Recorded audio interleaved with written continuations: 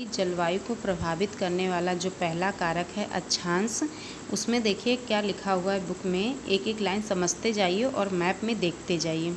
देखिए बेटा, अक्षांश कर्क वृत्त भारत के मध्य भाग से होकर गुजरता है। ये तो समझ में आ गया कि कर्क रेखा भारत के मध्य भाग से होकर गुजरती है, जो गुजरात के कच्छ के रन से स्टार्ट होती है और मिज़ोरम तक जो है जाती है। ठीक है, और ये भारत के 8 राज्यों से होकर के गुजरती है। ठीक है, कर्क रेखा। उसके बाद देखिए भारत का जो लगभग, अब ये देखिए ये 2 बराबर भागों में बांट रही है भारत को, तो भारत का लगभग 50% भाग जो है, यानी कि 50% ये 50%, 50% भाग जो है आपका क्या है, उष्णकटिबंधीय क्षेत्र में आता है। ठीक है, फिर से एक बार वहाँ ये देखिए बेटा, जो है भारत का जो 50% भाग है वो उष्णकटिबंधीय क्षेत्र में आता है, और भारत का जो 50% हिस्सा है वो शीतोष्ण और उपोष्ण कटिबंध के क्षेत्र में आता है। कर्क रेखा के थोड़ा सा ऊपर जाएंगे तो उपोष्ण कटिबंध क्षेत्र मिलता है। ये जो लाइन हमने बनाई है ये, ठीक है, तो भारत का जो आधा हिस्सा उष्ण कटिबंधीय क्षेत्र में और आधा हिस्सा उपोष्ण कटिबंध क्षेत्र में आता है।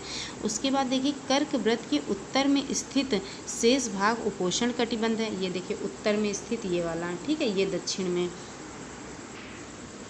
यानी कि बेटा ये जो दक्षिण वाला भाग है ये उष्णकटिबंध क्षेत्र में आता है, और उत्तर वाला जो भाग है ये उपोष्ण और शीतोष्ण कटिबंध के क्षेत्र में आता है।